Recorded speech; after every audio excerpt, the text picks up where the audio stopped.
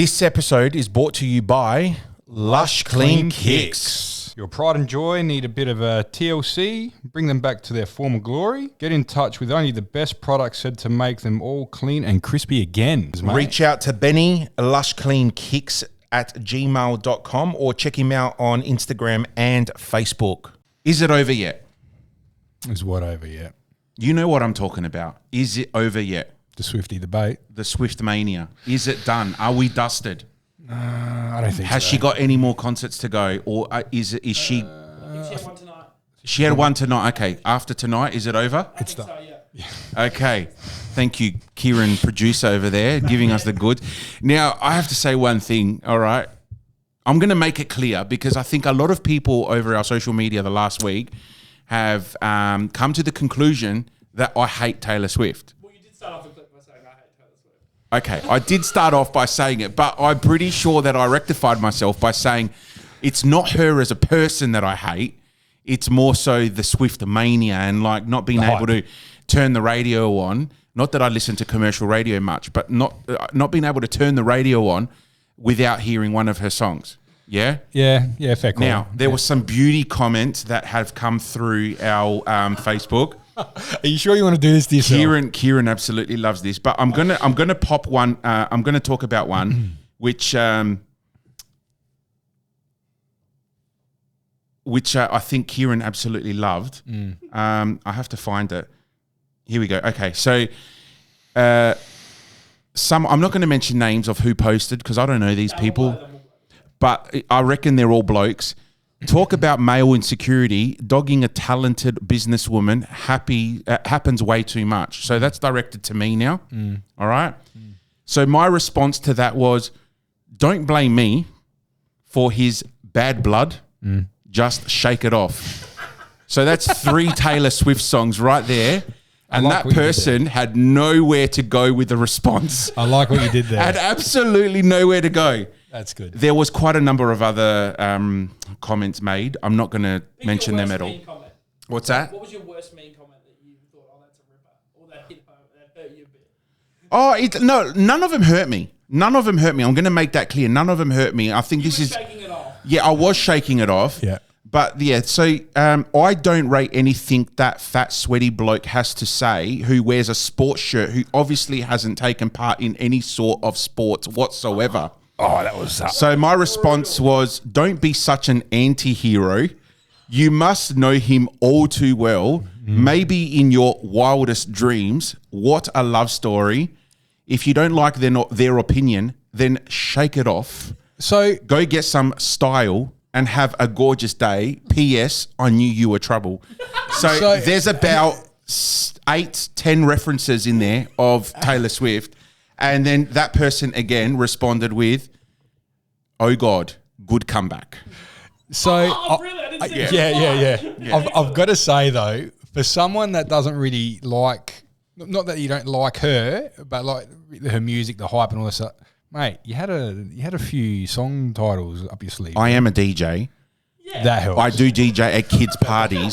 That does help. Yeah, I okay, have a folder. As much as I don't like it, I have a folder on my desktop called Taylor Swift. All right. I just love it because you send a screenshot in the chat and go, oh, look at this comment. And then 2 minutes later, it'll be like, look at the response. Yeah. I mean, at one stage, I even had Kieran's mum in tears. So, all right. Listen, that was a recap. A quick update on Zach. Oh, yes. Zach's walk from Melbourne to Perth. He has currently completed 948 kilometres of his walk. That is 948 kilometres. He is currently past Crystal Brook. Yeah, I saw that. Yeah. So he hasn't gone any further? Or? No, he's stopping for a couple of days because tomorrow's 37 degrees out where he is. Fair call. So he's stopping. We're in the process of making him some T-shirts. We are. And we're going to somehow get them to him. I don't know how, but we will. Express shipping to Whyalla.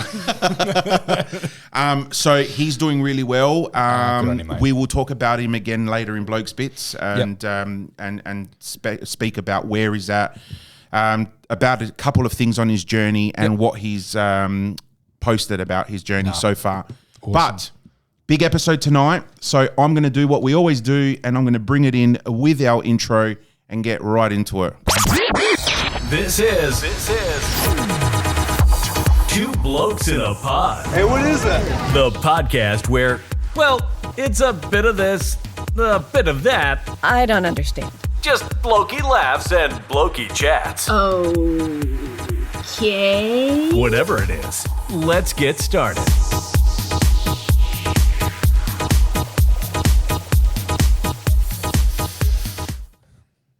So, Valandi, I do have to address something. A little bit of an elephant in the room, some may say. Elephant in the room. Okay. The white elephant in the room. How was your Friday night? How was my Friday night? Think back.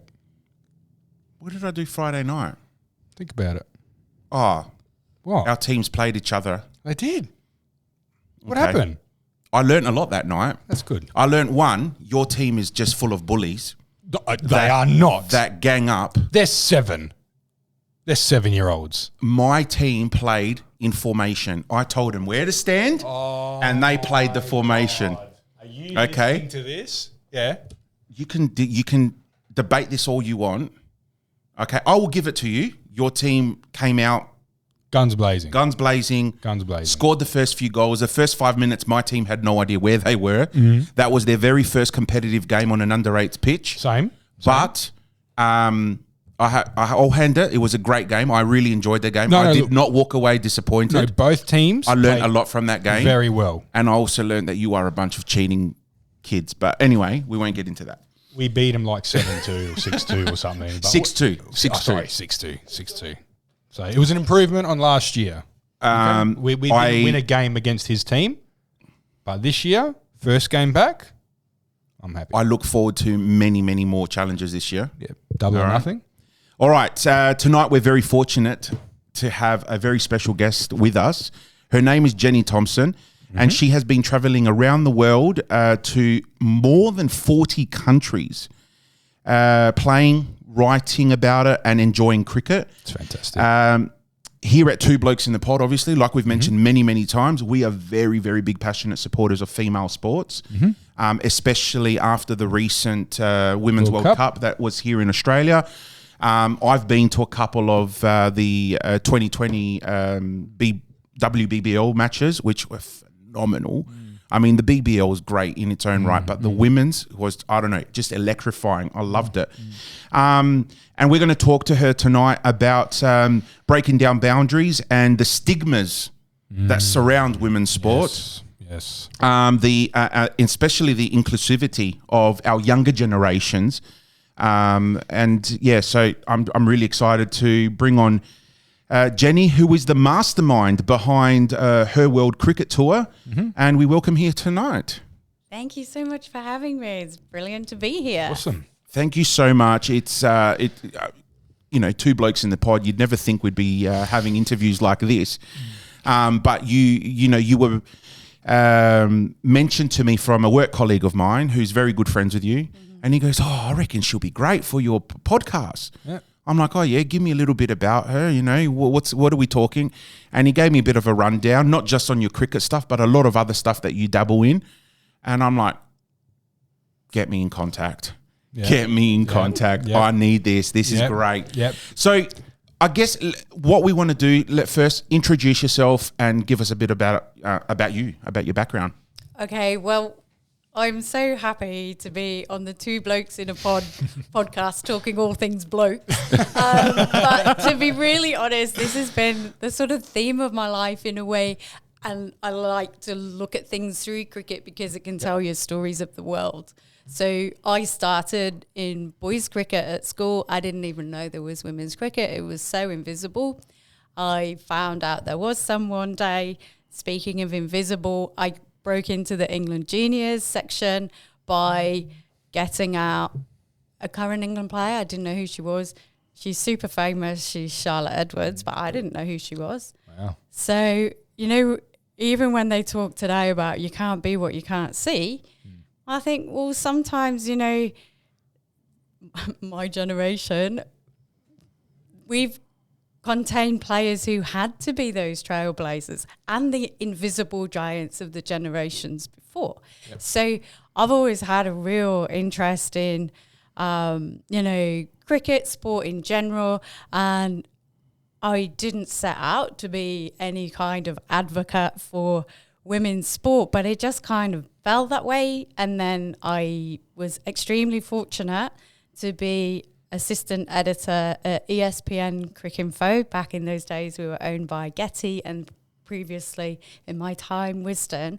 And it was really interesting to me, again, covering men's sport and women's sport, because it was a completely different way of doing it. So, for example, I was the first woman in the world actually to do the online ball-by-ball commentary for a test, which was really, really interesting. I'm really good mates with Ali Mitchell, who was the first woman in the world to do the broadcast commentary as well. So, and Ali's from Adelaide, of course. Well, her mum is, so we love all this. And then... yeah, I've got stories for days. Like our friend Dave would have told you. So then, from that point of view, I really enjoyed covering men's cricket because men have been professionals much longer. You can have a lot of fun because they're professionals and you can assume audience knowledge. Whereas I found covering women's cricket was a completely different story. There were World Cups, the first T20 World Cup for women in England. Ali Mitchell and I were the world's media. How ridiculous when you look at now. We were talking just before we came to air about going to WBBL and how good that is.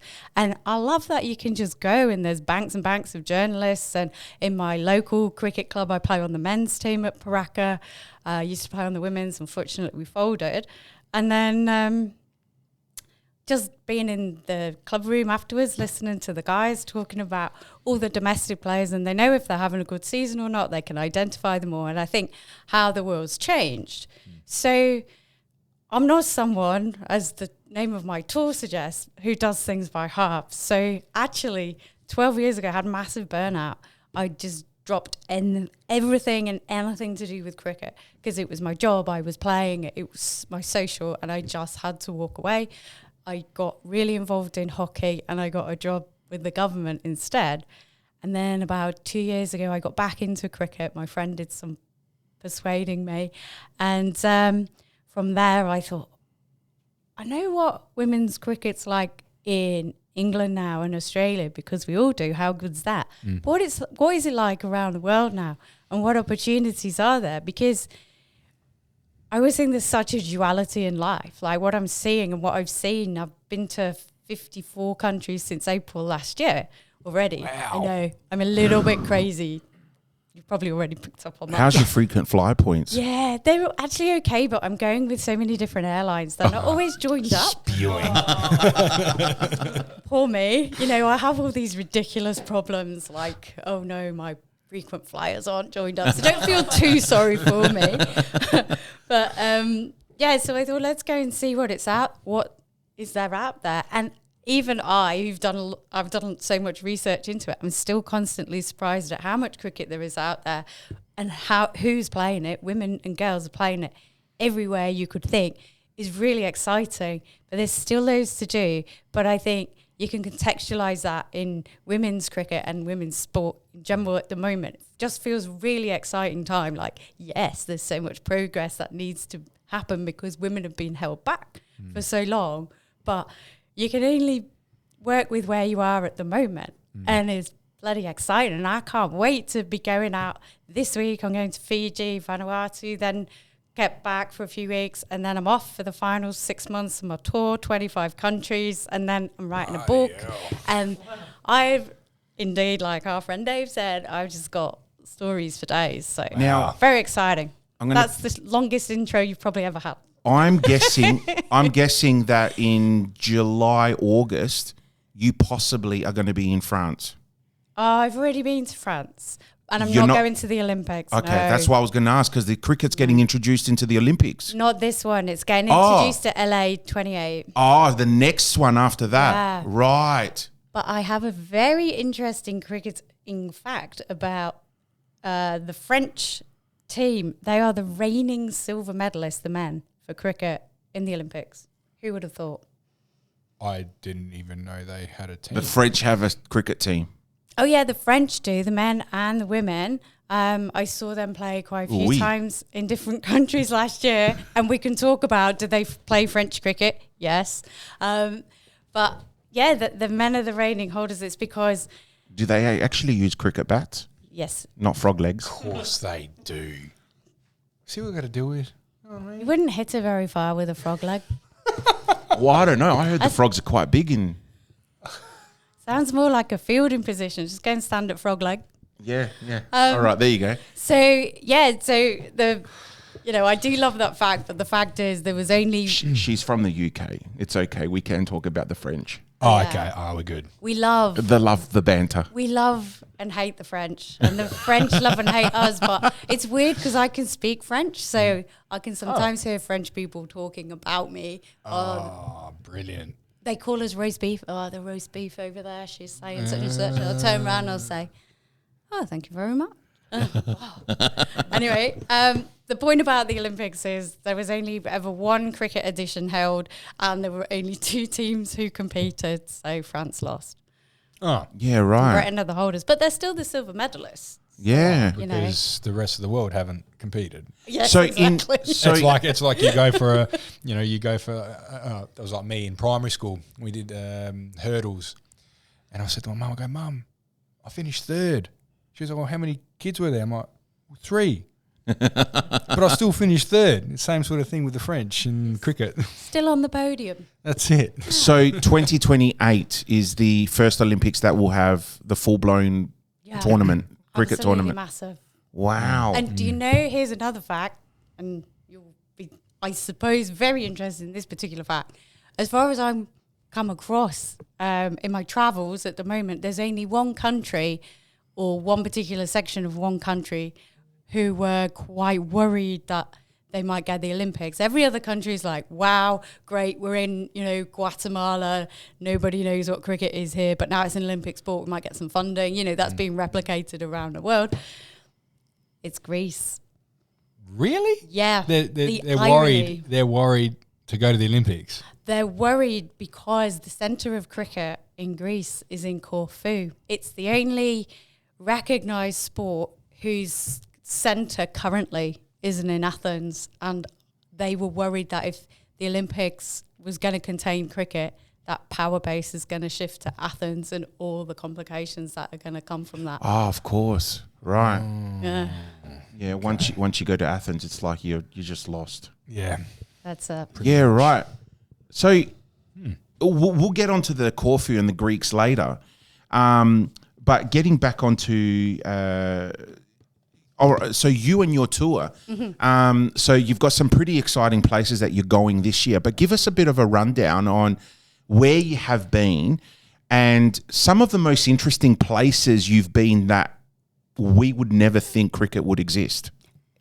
and Or Greece won. Well, yeah. I knew there France was a too. team in Corfu. I didn't know that. I knew that. There were, I kid you not, the last, I think it was the one-day World Cup. Was it the one-day World? Not the last one where Australia won. No, hang on. Was that the Test or the World Cup? The one day. What was the one that Australia just recently won against India? That was the World Cup. That was the one day. Day. Yeah. With our local boy, Travis Head. That's right. Travis Head absolutely blew the bowlers away. Which one was it? There was a competition where Greece was in it. Don't look at me. Anyway, I didn't even know they had a team. I'll have to. We'll discuss that later. But yeah, let's go. Talk about where you've been and the most interesting places we would never think cricket was at. Okay, so I think everywhere is interesting, and somehow I have this, I don't know, hidden ability or affliction to find stories wherever I go. So I could, we don't have 3 weeks for this podcast, unfortunately, but even where I started was unreal. I started in Hong Kong and I played alongside the Divas, who are the world's first exclusively Filipina domestic helper team based in Hong Kong, and they double largely as the Philippines women's team as well. So that makes Josie Treyas, who's the captain of both the Divas in the Philippines, the first domestic helper in the world to lead an international sports team. and these women are absolutely phenomenal. So I played a league match in Hong Kong on the Sunday as I'd arrived on the Saturday, April the 1st. And then on Monday, we played at Fairbreak, which is an amazing tournament which brings together the best of the talent for women across the world, including associate nations. And some of the players featured there got picked up for the WPL, the first one last year. And so we were playing, the Divas got to play against a Fairbreak World 11, and they were not joking when they called it an All-Star 11. Even the coach was Alex Blackwell. So we played against, for example, Phoebe Litchfield and Sana Mir, Catherine Siver-Brunt, Deandra Dotte and Tremaine Campbell. The list went on and on and on. So that was even a phenomenal experience. I went all around half of Asia after that. And then I went to PNG, which was unreal. 7 mothers in the team, which is really inspirational. Wow. It is. And, they say it takes a village. It really does take a village. Specifically, one village called Hanawabara, which is a fishing village. All the houses are on stilts just outside Moresby. And 90% of the national men's and women's teams and an Olympic weightlifter come from that village, which is called Hanawabara. So Hanawa means village, Bada means big, obviously big village, but they also call it Golden Village for very obvious reasons. Yeah, right. And I got to come into the village and play street cricket with the next generation, because that's how they get so good. Their previous coach for the women, Kath Hemptonstall, an Aussie, she's described the team to me as elite backyard cricketers. She absolutely loves how attacking they are. She's like, sometimes they could just do with defending a bit more, but they don't really do that.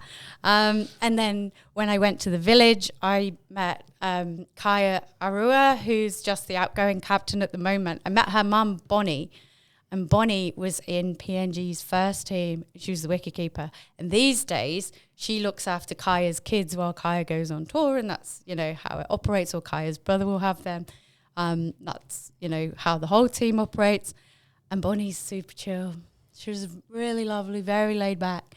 And then I said, tell me about your first series, your debut, like making history for PNG. And she's like, we played Japan and we thrashed them 3-0. And I was like, I love it. And I was like, you were being a bit too chill for a wicketkeeper, because they're always a bit crazy. But Kaya actually came to stay with me this cricket season, and we both played at Adelaide because her husband is a regional worker. He works in Border Town, so she came to get some training over here and play, decent standard cricket. She's done that quite a few times, Brisbane, New South Wales.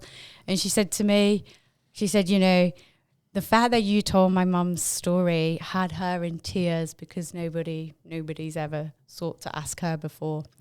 And then, there's so many, books worth of stories, but I played night cricket in Japan. Where else did I go? This sounds ridiculous. Can't remember where I went. All around Europe. You wouldn't think there was cricket in Sweden or Finland or Norway or Denmark, Czech Republic. For those Estonia. countries, like, how long has cricket been around for? Exactly. Not very long in many cases, but sometimes more surprisingly long than you would think. And also who brings cricket to them. Obviously you would think, well, that's, you just associate cricket with the British colonies, right? Well, no. For example, in Indonesia, it was the Dutch who brought cricket there. And in Thailand, it was actually school boys from Thailand who brought cricket to their country. You think, how did they do that? Well, the more affluent Thai boys had been sent overseas to Britain, and they picked up the game. They loved it so much. They brought it back. Let's play it in Thailand. And these days, the driving force as representative of, the driving force of cricket in the world, the BCCI, I mean the ICC, no.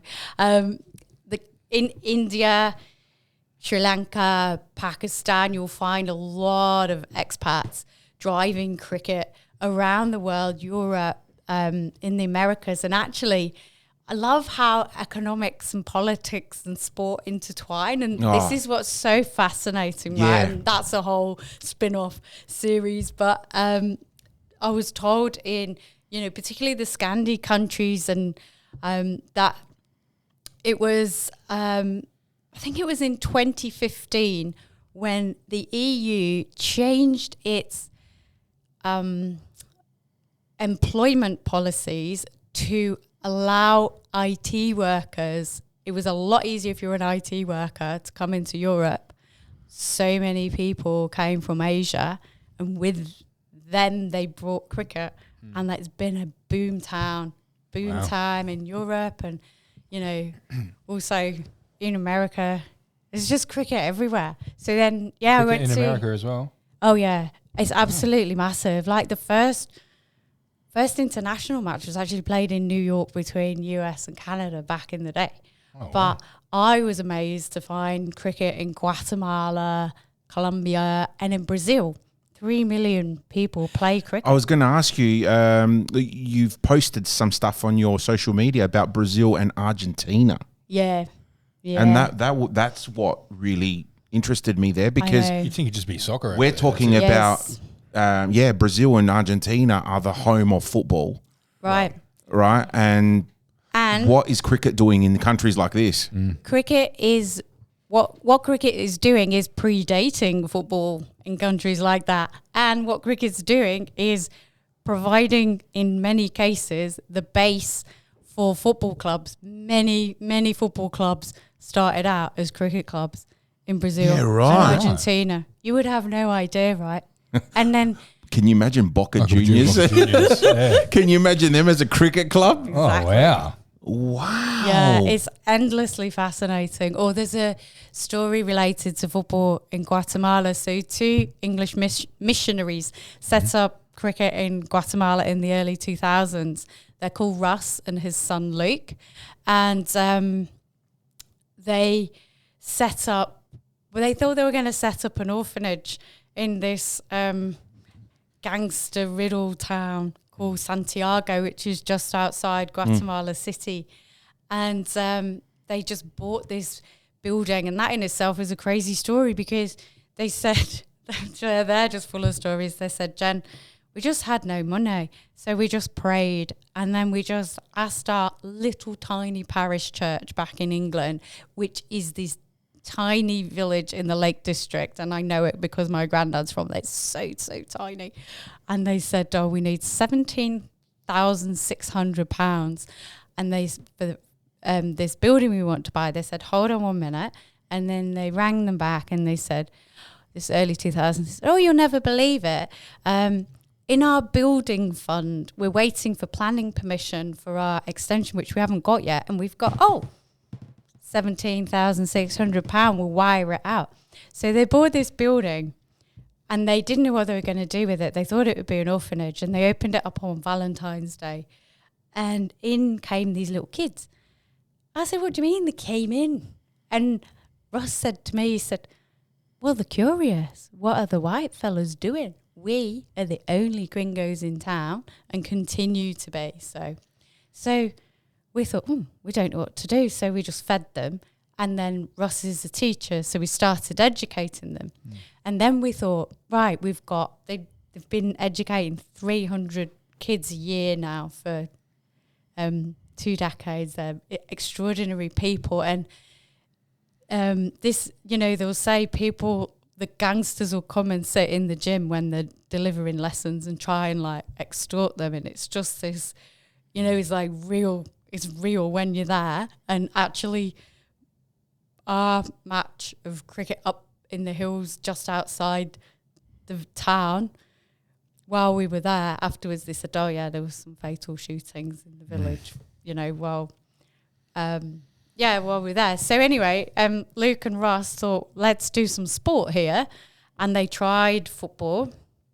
And they said it was too violent because it was too macho. But actually, the main problem, what brought it all to an end, was not these people from the village fighting each other. They'd gone down the hill to play your posh private schools, but because these guys in the village are indigenous Mayans, there's that much racism towards them that it was the parent of one of the kids from the school took an umbrella, smashed the face of one of the missionary kids, really, and landed him in hospital. And they said, this is not for us. Oh, we kind of used to like cricket a little bit in England. And then they set up cricket and it's become this, I still can't understand to me, because superficially it's a dichotomy of why would you play cricket or be in a gang? But that's the choice. To me, that it's crazy that the guys there just talk like, oh, you know, it's one or the other. They're the same, really. They're synonymous. I'm like, cricket and being in the gang is not. What are you talking about? You know? No. And they say, well, what it is many of us have grown up without a father. So we're looking for a male influence, and we'll get that in either a gang or through cricket. And it's crazy to think that, you know, you can have a short, probably an inglorious and dangerous and violent life one way, or you could potentially represent your country and go overseas. So I always think of this adorable human called Hugo, and he's set up 2 businesses, and he's been helped to do that by Luke and Russ. And I love this story. One of his woodworking is one of them, and the other is he's a sound engineer, because Luke's brother-in-law used to be the sound engineer for the Red Hot Chili Peppers. Oh, right. Right. Wow. So he's taught Hugo and his mates. So he knows a thing or two. Exactly. Go and set up a sound business. So that's what they do. And Hugo's super mature and all this. And, you know, he does have both of his parents who were together. They are missionaries, but they're missionaries on the border in Mexico, right? So he's 20 now. And he said 4 years ago was the best and most surprising year of my life. I said, why was that, Hugo? And this is all in translation through Luke. And he said, well, I got to represent Guatemala and I got to go out of the country for the first time. We went to play in El Salvador in the Volcano Cup. I said, that sounds wonderful. Wow. And he goes, yeah, but it's actually touch and go. I wasn't sure if I was going to be able to make it because 4 months prior I'd been shot on the street. It's like, are you kidding me, Hugo? He said, no, it was like, and they'd got a young girl as well. And he said he was shot in the stomach. And he said, you know, it was just a drive-by. It wasn't targeted. It might have been mistaken identity. He doesn't know. But, you know, he said, I was so saved by the mission and by my cricket team. And they together helped me. And the idea, I had something to aim for, to go and play in El Salvador, that allowed me and it helped me to recover. So, you know, it's real. It's all real. And I'm just going around seeing all these stories, meeting all these people, and you're just like, and then to see cricket in all those contexts. It just shows you like level. sports, like, you know, whether it be football, cricket, whatever, you know, it just gives you like an extra like meaning to life, It or does.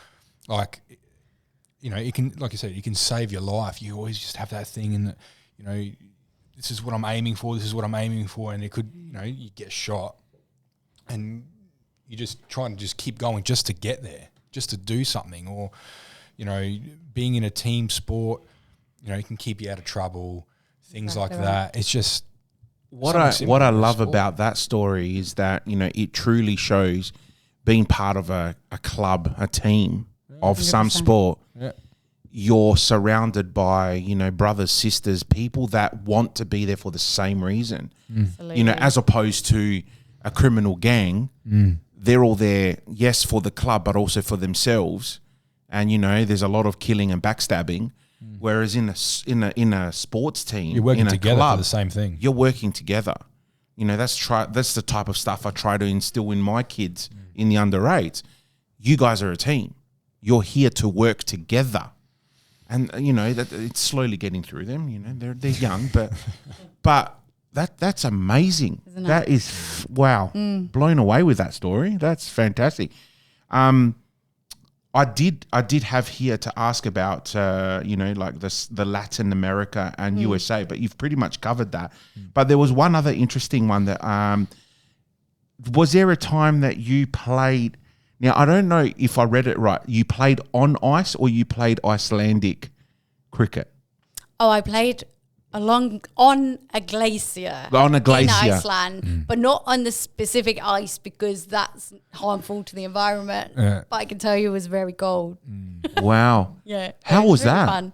It was really fun because I'd gone in a tour group and I explained to the driver what I was doing and I needed to help. And then I tried to recruit her for the Iceland women's cricket team. So we'll see how that goes. But she thought it was really fun. Then I just, corralled a random person in our tour group. I said, can you just film for a little bit? And then, everyone got involved. And then at our next stop, we'd gone up the hill and the whole tour group were going, well, actually an American guy, he goes, are you bringing your wicket up with you? And I thought, oh, close like bats. But, you're getting involved. It's nice. And it was just really freezing, though, because I'd come on the back of my America's tour and I only got very limited luggage and I'm trying to take around, equipment and donate things and all this kind of thing. I was literally wearing this hoodie. I mean, I treated myself to a woolly hat, but it was very cold. Do you travel the world with a cricket bat? Yes, I do. Yeah. Right. My bat's gone to 54 countries with Wow. me so far. How do you go through customs?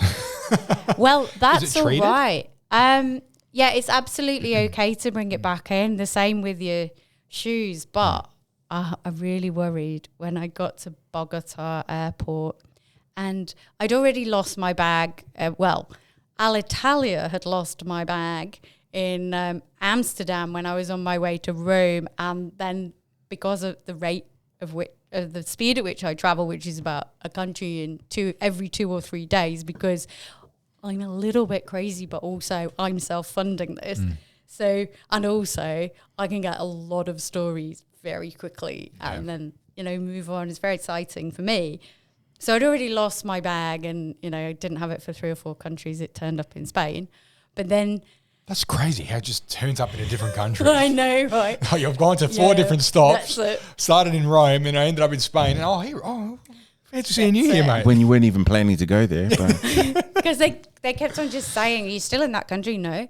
Where are you now? Where are you now? Send us your new address. So But how did it get lost?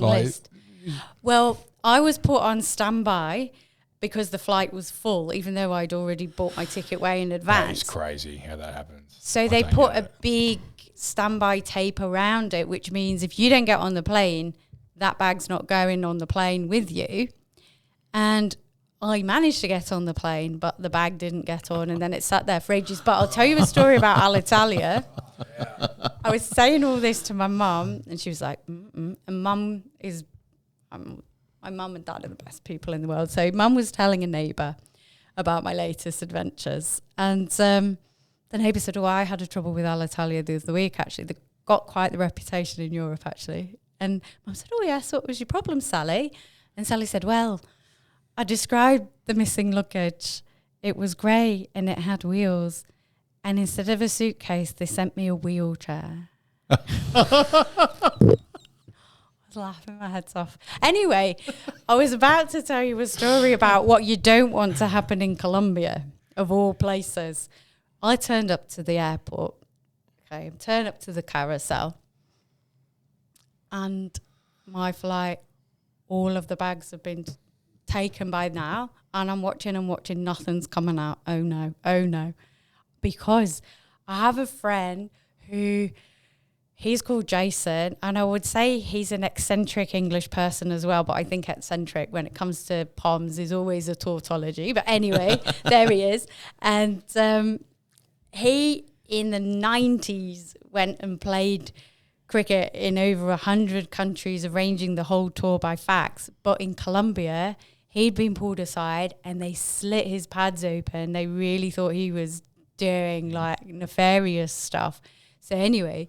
my bag's not turning up. And at this point, I'm more concerned. I wasn't thinking, has anyone put drugs in my bag or done something like that or whatever? No, my concern was for my bat. I thought, I hope they've not sliced open my bat and my pads, and because I need that.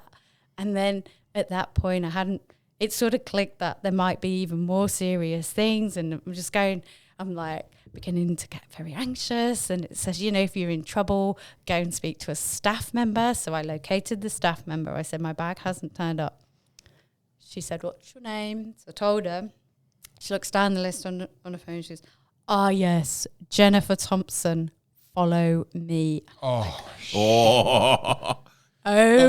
Colombia of all places. Exactly. Oh, God. So she's walking very officiously down this what felt like very long corridor for a very long time, and was probably 20 meters, 10 seconds. You're right, exactly. And then she just points, and my bag had gone to oversized baggage, and it was just sitting there. I was like, what a relief. Next time, declare the weight correctly.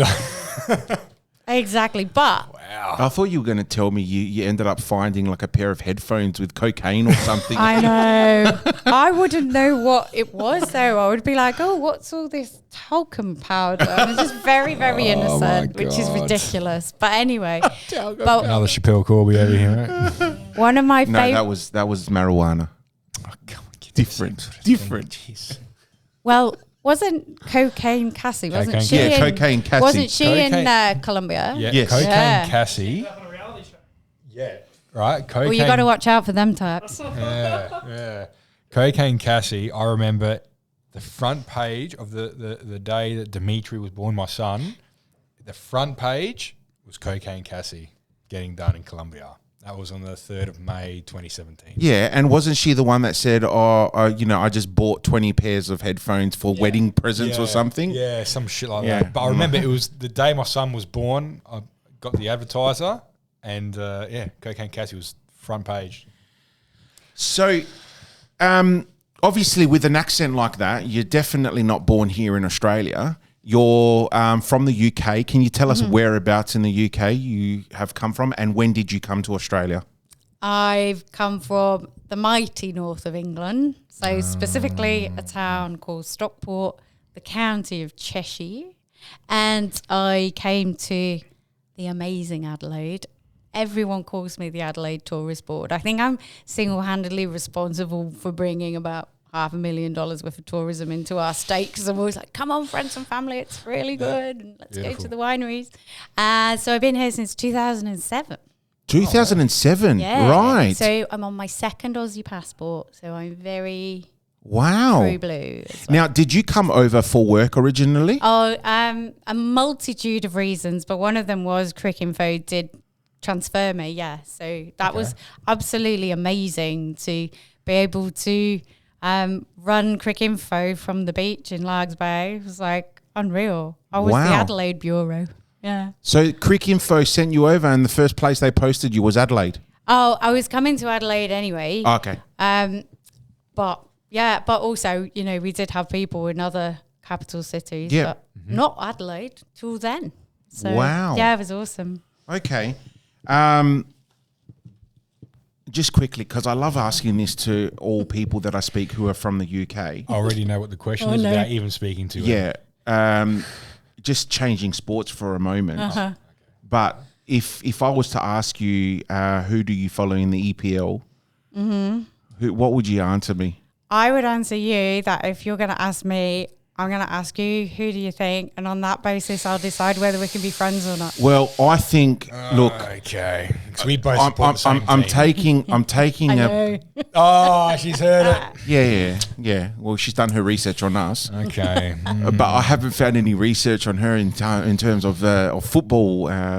Because it's all Okay. cricket. All right. So I would say it'll either be one of two teams. one of the Manchester teams. Yes, you're both right there, because I think that's what you would say, right? Yes. But I would say you're more of, I don't want to get this wrong because it could cause a few waves. Do you want me to go for it? Yeah. You're a City supporter, aren't you?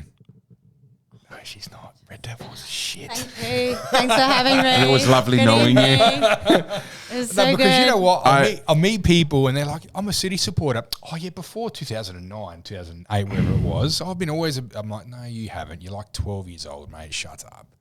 I thought you were going to say no because you're actually from Manchester and all the real fans are City fans. No, I don't know. That just went wrong. I had a 50% chance of getting that right. But don't worry, in my family, my mum is red and my dad's blue. And he tested her out on their first date by taking her to Main Road for a pie and a hot bovril. And bovril is disgusting. So how did that cow meat gravy or something? It's awful. Because like a Manchester United and Manchester City rivalry, I think it would be much stronger than a Port and Crows rivalry. Yeah, but again, Mate. see, 100%. we're equal opportunities haters. We don't like City. We don't like Leeds, obviously. We don't like Liverpool. You know, I mean, it is quite intense. But the thing is, my granddad used to be a policeman policing the Stretford end. So even when my mum was young, she was able to go. And if you ask her, she'll tell you all about watching George Best running up and down the wing. George Best. Magic. So, but my dad can't change allegiance either. Yeah. You can't change your team. So, but you know. how I'm still trying to understand how a City and a United fan would get together. Yeah. That's Well, they like work that's like together. saying a Greek marrying a Turk. I know, right? I know, pretty controversial. And then both my brother and I are United. So my poor dad, very outnumbered. But, you know. Daddy's little girl, That's mate. okay. Didn't even follow him. Bloody hell. I know. So- I followed my brother instead. He's older than me. Fair call. We'll just And blame then- him then. Yeah, it's definitely his fault. Yeah. Yeah, mummy's boy. So growing up, was football the predominant sport in your family? No, it was cricket. Cricket. Yeah, cricket was the glue and the fabric of our family. So in the summer, go to my grandparents' houses, cricket's always on, cricket's on in our house. And then my dad played, my brother played, my mum played a bit, but she would normally do the tees. And then I was always around cricket. I had to bowl in the backyard to my brother, of course, and all this kind of thing. And I just hated cricket, hated it. And then it occurred to me one day that this sport wasn't going away. So I took up scoring. I'm such a nuffy. I love it. I just love it. What's been around longer, cricket or football? Oh, That's a good you would question. think, I think would think football one would for be. Google, but you would think football Football is derives fact from an ancient sport. because it'd be easier. Yeah, there was ancient Italian sport called calcio, Yeah, and it was Right. people's heads or which something. yeah, that's right. And yeah, it was a form of foot polo. Yep. Goodness me. Cricket is older. Cricket is older? wow. Oh, you okay? Really? Cricket was first played in the 16th century, England. Football, as we know, it came in the 18th century. So football as we know it. As we know. Yeah, okay, because there's an ancient form of football, but It's been played in some form since at least the 15th century, but is likely even older. wow. Football. Because here comes a fact. When I was Sorry, in cricket's been played. Yeah, did I say football? Cricket's been played in some form since the late 15th century. Mexico, I went to look at the pyramids near Cancun at Chichen Itza. It's not very easy to say with your teeth in. And they have found ancient drawings which suggest they have a form of cricket-like sport back. And that's like, that Is this civilization the Aztec ones? is the Mayans. The Mayan yeah, pyramids. not Aztec, but the Mayans. Yeah, Yeah, right. And that was 800 to 900 years that civilization has left that predominant, like, specific area. So, we're talking a long time. Wow. Yeah, That is full on. so interesting. Oh. And as I was saying before, 3 million people play cricket in Brazil. 3 million people 3 million people play cricket in Brazil. in Brazil. Yeah. That is incredible. Right? And guess what? 218 million people in Brazil. And guess Wow, what? that's a lot of people. The majority of that 3 million, actually only 10,000 people know they're actually playing cricket. Everyone else thinks they're playing a game called taco, or in the area where I was I could staying go with with the my taco right now. with my friend, the Brazilian captain Roberta. Yeah. That's called betch in that area, but it's the same sport. So it's street cricket derived from cricket, played with a broom handle, a plastic bottle for a wicket, a tennis ball. And yeah, obviously you play it in the street. It can be a 2-player game, and they have a national championship for this. And what I love about it is you can, it's got some conventional rules, but one way you can run someone out is just by throwing the ball and hitting them. I'm like, I'd have loved to have played that with my brother when I was younger. Knock them out. Yep, exactly. Then you win. Wow. That's right. So on top of that, I was like, I would love to see a documentary of a talent hunt for street cricket. But then Like you got talent or something like that for cricket. yeah, but then Roberta, the Brazilian captain, she said, well, actually one of our players in the national team, there's a few Lauras. One of the Lauras was discovered playing taco at school. And what had happened was she was smacking it to cow corner so well. Her eye is that good that actually the head of Cricket Brazil was watching her, and he said, if you can hit with a broom handle like that, imagine what you can do when you've got the flat face of a bat, you're in. And I netted with her. She's obviously, and we played a match as well, but she's obviously a cracking talent. Wow. So, yeah, it's really fascinating. Wow. It's like just Jeez. a hidden gem, mate. You know? Just I'm- got found accidentally. I love those stories, man. Me too. That is phenomenal. That's why, have you heard of the So- story about Cristiano Ronaldo? How he got found?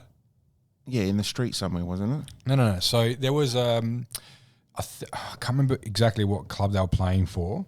So this journalist was interviewing this guy, right?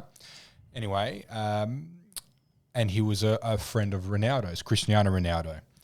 And he was saying how Ronaldo made it. He goes, myself and Cristiano were playing a game.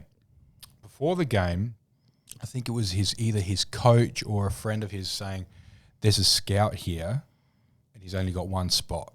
And they were the two top players. Have you heard this story? Mm-hmm. Yeah. And they were the two Cristiano and this guy were the two top players on the team. And the only way you're going to get through is whoever scores the most goals. All right. So anyway, Cristiano scores one, this other guy scores one, Cristiano scores one, this other guy scores one. Anyway, so this other guy was one-on-one with the keeper, and then he passed it off to Ronaldo. And then Ronaldo scored the goal, getting the third goal, getting the contract, impressing the scout. And then the journo says to this guy interviewing him, he goes, like, why did you pass it to Ronaldo? He goes, well, because Ronaldo was an all-rounder better player than me. And he's like, oh, right. And he goes, and so what do you do for a living now? And he goes, nothing. He goes, well, he was in a multi-million-dollar mansion, cars, this, that. He goes, well, how can you afford all this stuff? He goes, Cristiano. Yeah. Cristiano funds his whole life. Yeah. Oh, I've heard that he funds many people and his mum's life. So It's a cool story. Yeah. where would you rate women's cricket now amongst other women's sports in the world? Yeah, that is such a brilliant question, and it's one that I've been thinking a lot of. So just to put this into context, I'm not sure if you're aware, but cricket is the second biggest sport in the world. Is that right? Yeah. Behind only what sport? Football. Oh, football. Okay. Yeah. Although it's only number one in one country, which of course is India. But What, cricket? cricket. Yep. Yeah. So then with that comes so many advantages for women cricketers. And the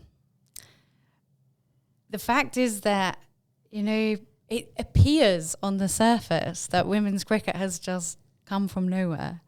in these last few years. No, it's not the case. As I said, there's been these invisible giants building this base for many, many years. And even before cricket, use England, for example, even before the ECB took over women's cricket at the end of the 90s, it had been administered by the Women's Cricket Association. Amateurs had administered this amateur sport for many years. And then you'd have people like Charlotte Edwards and Claire Connor crossing over from that era where they went from wearing those ridiculous, like I did as well, those stupid skirt culotte things with the long, impractical socks. What a joke.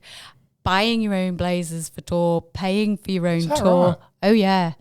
To becoming professionals. Yeah. And this Fairbreak tournament I was telling you about before, how that sets up was 15 years ago about.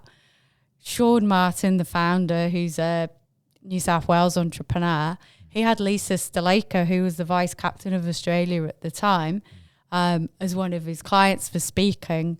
And he said to her, they got talking about money. And, when he found out what she was on as a salary and having to take time off her paid leave, her personal leave from Cricket New South Wales to represent her country for a grand total of $15,000 a year salary, Sean Martin was absolutely horrified and he sought to do something about it. And that's where Fairbreak came from. And then that in itself is an interesting story because the ICC, Cricket Australia, ECB, push back, we're not interested, it's a rebel league, we're not interested, blah, blah, blah. They finally sanctioned it just as the BBL was growing, we'll bring in the WPL.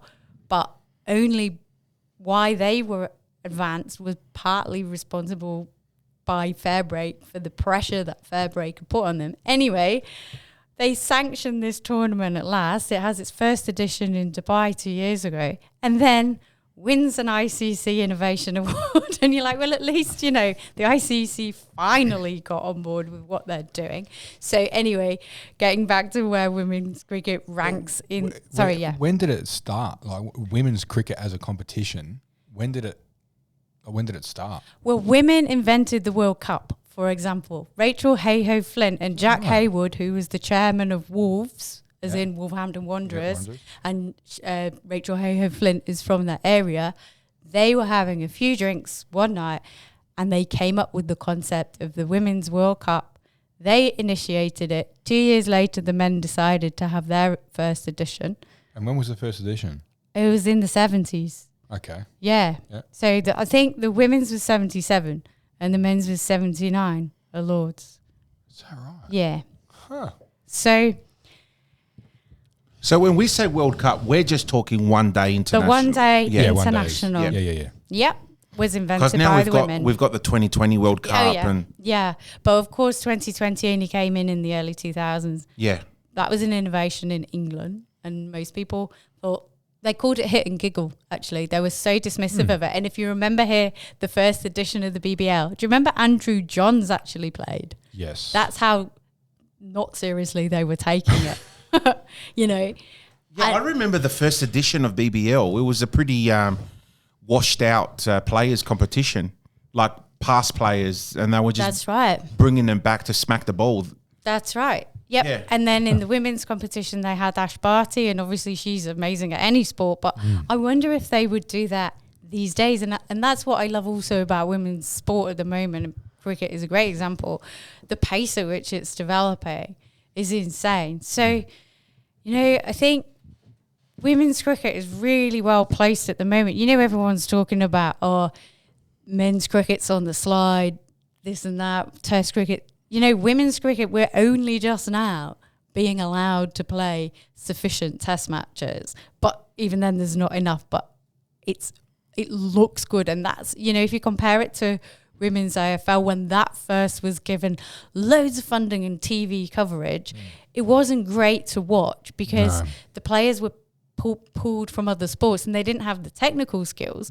But give them enough time and that's going to be like 20 points a game. It wasn't. Really, it's not really the first season or even the first two seasons. It wasn't really entertaining because you're right. They didn't have the technical ability, but give them time. And they'll be all right. That's it. So if you'd watch the women's, if you'd watch, as I did, the Women's World Cup final in '93, that was between England and New Zealand women at Lord's. It was pretty slow, but there was some brilliant technical skills, and the star of the day for England was a truck driver called Joe Chamberlain. You know, I love that sort of thing that you'd never hear about these days, but you know, all these things are not that long ago. And then you fast forward to, this is one of the best days of my life, right?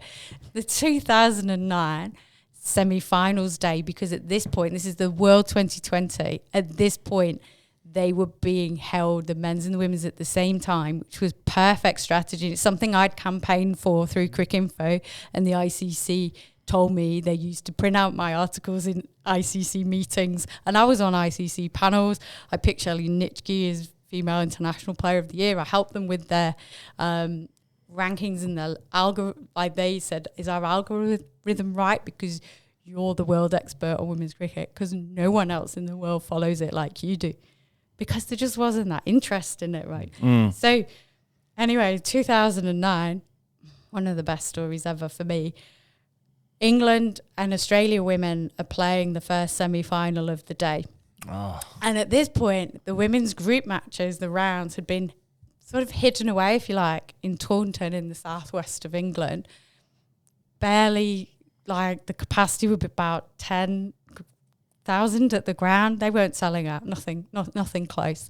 Anyway, this moves the semis at the Oval, and what happened was all the English papers thought, well, we've got our journos down for the men's match after anyway. We may as well send them earlier, and it's London, and it's England, Australia, let's see. Okay, so suddenly I'm in a packed press box, right? And in those days when I was a bit younger, I was very feisty. Like, I'm still feisty now, but I'm much more contained about it and measured. Maybe that's maturity, but that's a moot point. Anyway, so the guys knew that they could wind me up. Let's put it that way. So they looked at me and they said, Tomo, can the girls hit it off the square? And Australia were batting first. And at this point, in strode Karen Rolton, okay, obviously our local hometown hero. And I thought, well, here we go. Because when I'd first come to Australia, I just rocked up at my local ground and they said I had to trial to get into a club team. And I thought, here we go. This is proper real. This is like, Aussies are very serious about their sports. It was the ABC grade. They put me in A grade for Port and they said, Karen Rolton is your captain. Okay. And you'll be the first change behind Australia's opening bowler, Emma Sampson. Okay. Shelley Nitschke's in the league. So I'm like, this is insane. No dramas. So anyway, I've been at the other end of a Karen Rolton special, just really enjoying hearing that ball fizz past my ear and kind of ducking. And she is left-handed and just, you know, jumping around as the bowlers stayed over the wicket to her. So she's just like smacking it right back at me. Anyway, thanks, Karen. One time we did this stand of nearly 50. I think I contributed 4. So in the World Cup final, I messaged her, the men's recently, I messaged her and I said, I think it was Pat Cummins was about 4 in that like massive partnership with Head. I went, I was Pat Cummins, you're Travis Head. So anyway, I knew exactly how hard she could belt it. But that particular match, I just have to get angry and tell you about this. That was played in Rosewater at the Eric Sutton Oval, the Rosewater Football Club. Basically, we were on a cabbage patch, and that tells you the progress of women's cricket, because there's no way you'd be having Australia's captain playing on a disgusting paddock, put it that way. We barely got to play on the top square at Port Adelaide, which is disgusting. But meantime, back at the Oval, I can tell 10 stories in a story if you haven't picked up by now. That's fine. So meantime, at the Oval, I see Karen Rolton striding out to bat. So they're like, Tomo, can they hit it off the square? I said, well, let's see, shall we? And I sit back. And anyway, she smokes this flat 6, this best shot through square that I have ever seen. It rockets into the crowd. And I just looked at them. And they were like, oh, the girls are quite good, aren't they? And at that point, And then Claire Taylor masterminded for England this insane run chase. And my colleague at Cricket Info, he turned to her, Tomo, what's that? He goes, that was the best innings of the whole tournament, women or men. I said, yeah. And at that point, everybody's opinion of women's cricket, you could see it and hear it change in that moment. But, right, yes, it had been, do the maths, 16 years since the World Cup final for the women, but that was probably the last time men had watched, these journalists had watched any women's cricket live, if at all, because it wasn't on the telly, you can't see it. And it takes time to improve. And that era, just at 2009, they'd had a few years of professionalisation, and that makes all the difference. And you can see how amazingly skillful and entertaining and attractive the WBBL is, the international play.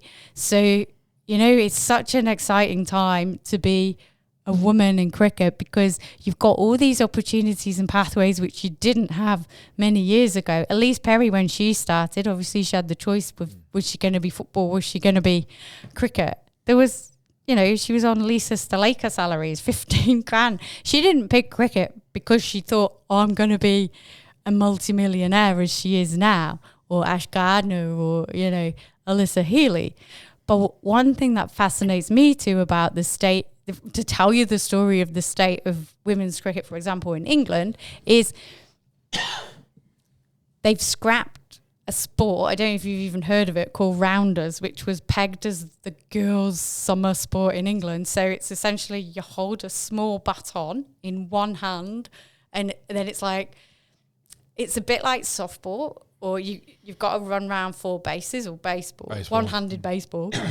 But anyway, they've told me now they've scrapped that because it's not a professional pathway, unlike cricket. So cricket has become the default girls' sport in schools. And also, when you get to the top end of town, there's private girls' schools in England, I've heard, where parents have said to the head teacher, if you don't employ a decent enough cricket coach with with enough of a reputation, someone who's semi-famous, I am not sending my girl to your school. Wow. I'm like, what world have I woken up in? This was unimaginable in my time. I didn't even know I could play as a kid. The other best day of my life was when I was an 11-year-old and my name went in a school book because I'd played an actual real match with boys, because it was not available to me. And I'm not that old, this has happened in my lifetime. So it's a very exciting time to be in women's cricket. And I think of all the sports, of all the team sports, brilliant, because of the opportunities now. So when you're out in the field, what's your position?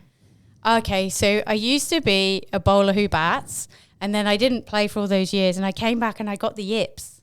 Can you believe it? I couldn't bowl for 2 or 3 years, and even now, because it's obviously a psychological thing, I'm not sure whether I can do it or not when I come to bowl, and nobody knows whether I'm going to be. Sometimes I call myself, do you remember John Howard when he just fluffed it? Sometimes I call myself Jen Howard. I've bowled the ball backwards, and I'm like, you would never believe that I once got the England captain out, and that's how I got into the junior setup with this. But it's so debilitating. But guess what? I found a guy who's got a PhD in the yips, Dr. Yips, and he lives in Liverpool. So when I go back to England in a few months, I'm going to do a piece on him, because that's fascinating, right? That is so good. I know, right? So moving away a little bit from I guess your world tour and all that, you also are a very big supporter of a charity, the LBW charity. Yeah.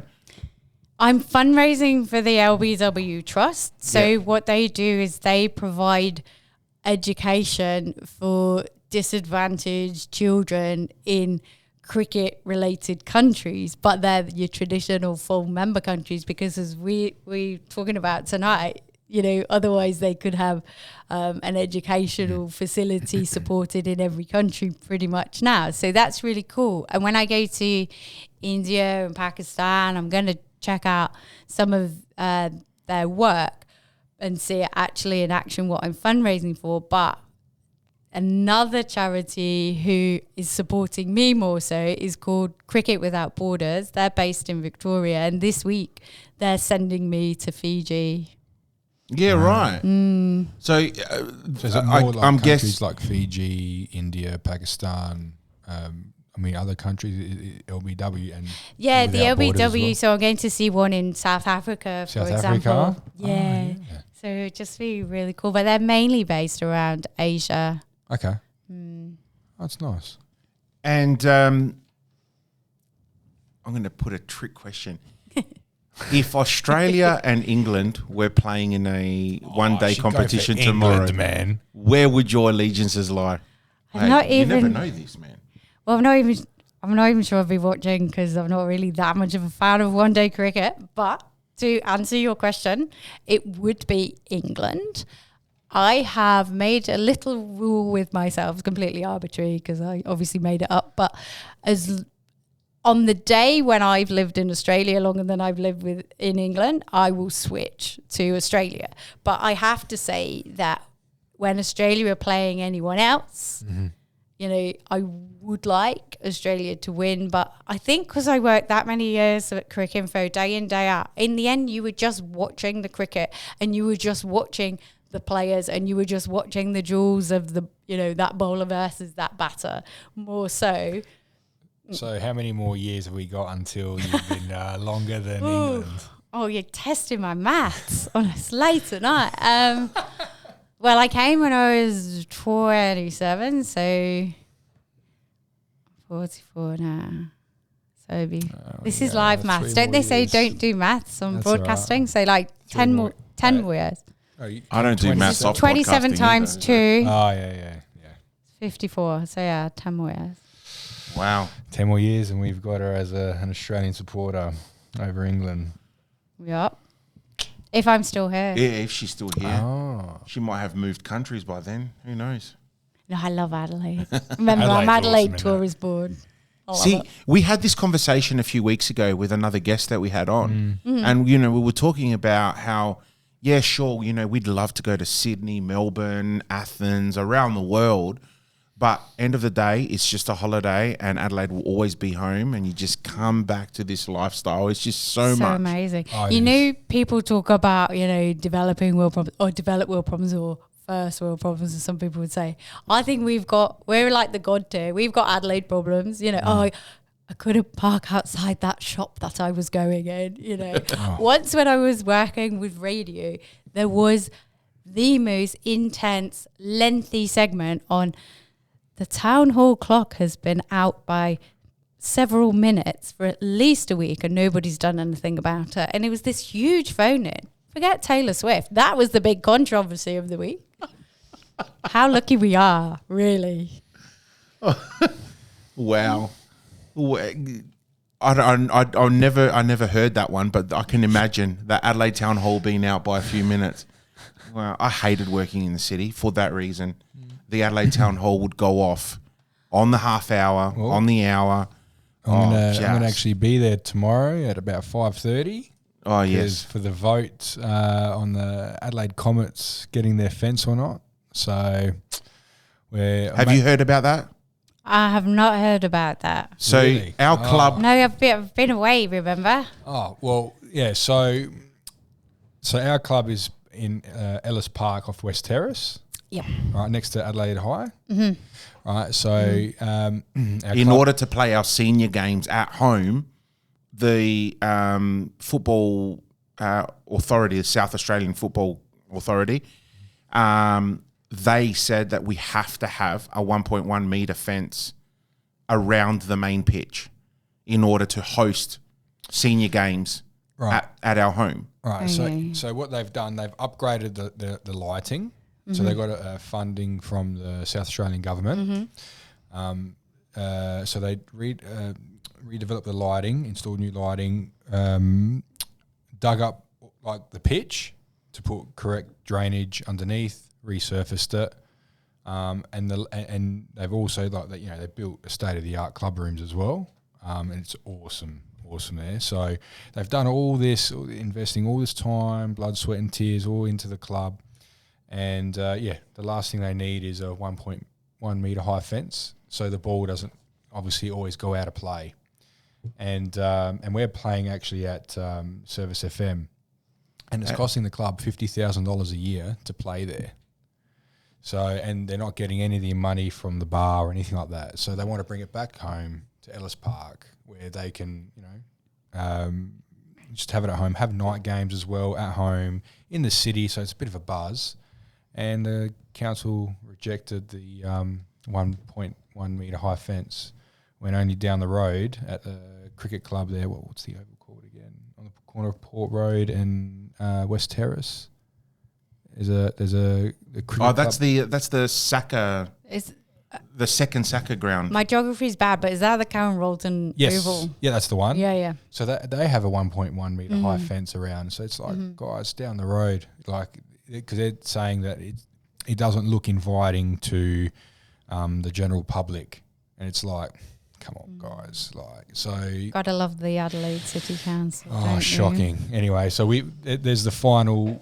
There's a big appeal meeting tomorrow. Big appeal meeting, and we'll have our answer tomorrow. So I'm going to be there at 5:30 in the morning at night, and I've rang up all our parents at the club.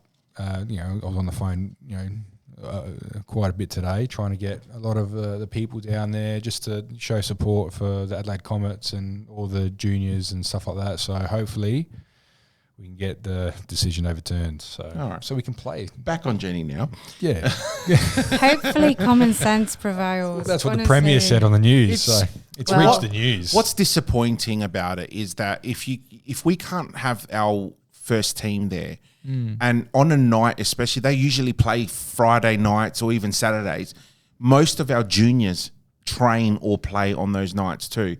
And it'd be so good for them to sit back at the club, watch the seniors. But we're not just talking seniors men's. We're talking senior women's too. Massive part of our club. And they did so well the last couple of years. So if you can't have your seniors men's and women's play there, well, the juniors aren't going to travel all the way down to Jepp's Cross to go watch them play. No. So, it's... And like you say, that's $50,000 a Service FM. I have been there. It is a nice ground. It's beautiful. But you want to be playing at your own. You want to be supporting local. Sure. Like you say, you want to integrate and that junior, $50,000 can go back into the development of the juniors. Of course. Of the grassroots. Who can be watching the seniors. Yeah, exactly. Correct. Exactly.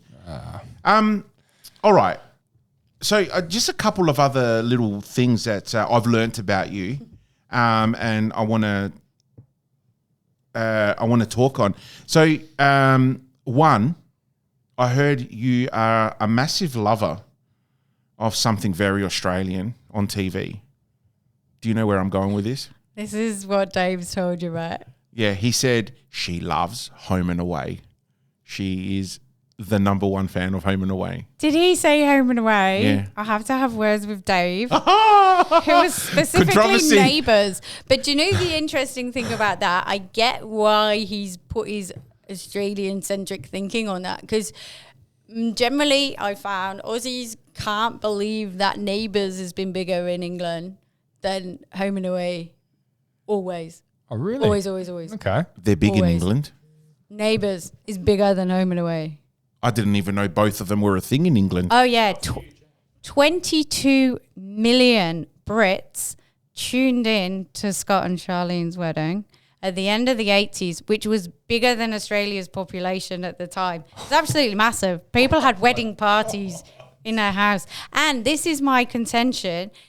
I would love one day for someone to sit down and work out Neighbours' contribution, Neighbours specifically, not Home and Away, Neighbours' contribution to Australian migration by POMs, because I would say, conservative guess, but for my generation, 1 in 2 maybe, or 1 in 3 is here directly as a result of Neighbours, because it's always sunny on Ramsay Street. I'm going to say Ramsay Street, mate. What a street it is, isn't it? Neighbours episode watched by 3 million viewers in the UK when it was the final. Yeah, because it totally peaked, by the way, in late 80s, early 90s. So I haven't watched Neighbours since being in England. And then when Mum came over once, this was like fairly recently, we just stick it on Channel 7 or whatever, and Mum goes, oh, that bloke looks like Alf from Home and Away. I went, Mum, that's Home and Away, and that's Alf. And she's like, oh, is it still going?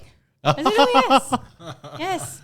So, right. He's almost always dying. Okay, you know what? That makes total sense why Kylie Minogue is huge in England. Much bigger than Danny. Yeah. Oh, yeah. Yeah, but over here it's the reverse, or was back in the day. Did Kylie still...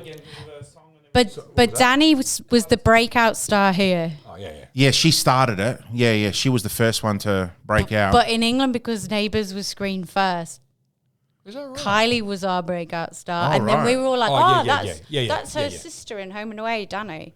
But it's definitely the Kylie thing from the 80s. Yeah, right. And then obviously There you go. Kylie and Kylie's Jason. always been bigger in England and in Australia. Like, Okay. everyone knows, like, Kylie's the big boss. You know, Between the talking Minogues. about TV and the UK, I mean, the UK is really well known, and I love UK comedy. Oh, yeah, it's brilliant. Absolutely love UK comedy. And then you got the Americans who try to copy the UK comedy The and Office? completely fail at it. Like the original UK version of The Office completely outranks any other office around the world. Ricky Gervais, mate, he is up here, mate. Up here. Fantastic. Faulty Towers, all those old comedy shows, like just amazing. Fantastic. But I can just sit and watch Ricky Gervais, like, just reels, like, for hours. I love him, man. And when he was at the Golden Globes, the best. It's because our weather's so bad over there. So you just have to sit at the pub and try and be funnier than the next what is person. it with you? What is it with the Brits and warm beer? Well, it's cold. It's cold over there, so you need something to keep yourself Have a warm. coffee. No one in have- England has coffee. Tea, They have tea. They have tea. Sorry. Tea. There's no such thing as a bloody... So when I went to England my very first Latte. time in 2006, I went to England. I stayed in the Fulham area for 3 weeks because my cousin lived there. And they took me out to a pub, of all names, the Maid and Magpie. Oh. I went to the pub and I said, I'll have a beer, thanks. And they go, oh, yeah, what would you like? And I said, I don't know, whatever. Carolina? Whatever. Do you know what they hand me? I'm not kidding you here. A P-warm Foster's. Foster's. I was going to say Foster's. Foster's. Yeah. And I thought, Foster's. I've never had a Foster's. It's a big Australian beer. Mate, it was the most horrible thing I've ever put in my mouth. Oh, man. Ugh. As cold as possible. Well, apparently, you have to ask for a cold beer. Really? They do have course. cold beers, but you have to ask That's for not it. just stock standard practice. Oh, no. No. Beer. No. Okay. Don't knock it till you've tried You it. also have I'm worried what Dave's told you. No. So you also have a bit of a side hustle or hobby. You're also an author. Yes. Well, that would be what Dave was alluding to about Neighbours there. I have written a few books and I have written a novel, and it was an invitational weekend from Writers SA. They invited 10 novelists from South Australia for a weekend. That's where I met Dave originally. And we were all pitching. So I pitched my novel called I Should Be So Lucky, about a Kylie-loving backpacker who leaves England to live the neighbour's dream and finds herself on a farm in McLaren Vale. But when I was researching it, right, I went on the neighbours tour, and everyone told me at morning tea when we were all, it was all Poms and the neighbours tour, of course.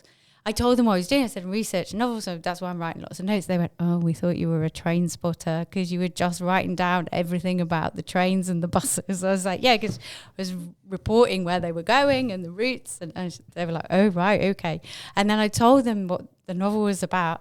And one of the people on the tour, her name's Hattie, she said, oh, I'm your main character. Then I went to McLaren Vale. I was talking with people behind the counters at the wineries. You know, you've worked out by now I just do fun stuff like cricket and wineries. And, you know, I said, oh, I'm researching, blah, blah, blah, this is what I'm doing. And she said, oh, yeah, I came out here because of because of Neighbours. Everyone has done it. It's this unknown, hidden thing. But we are sold because it's always sunny in Neighbours, and they told me this is horrendous, but they told me on the tour that they film every day of the year, of course, but in winter, if it's or whenever it's raining, that can be any day in Melbourne, as we know, they'll film indoor. But in winter, they'll still chuck them in the pool on a sunny day, but they have to give them ice cubes to keep their breath cold so they don't create the breath clouds on the telly because they're that cold, yeah. Yeah, it's really fascinating. Wow. And when the Poms do come over, they're like, oh, fucking winter's as shit as bloody England, mate. Did Dave also tell you that Dave and I are writing a film? Yes, he said he's writing a screenplay. Oh, yeah, Dave's writing the screenplay and I'm helping with ideas and material. He did give me a bit of a rundown on what it was, but I completely forgot to write that down to talk about it because he gave me some other really cool stuff to talk about. But so you're helping him with that too? Yeah, so it's a cricket-based screenplay, but listen to what's hilarious. He might have told you this. So Dave's surname's Haddon, and his cousin, do you know his cousin's Brad Haddon? And Dave knows nothing about cricket, or rather he didn't till he met me, and now he knows too much. Yeah. There you go. He's one very, very interesting guy.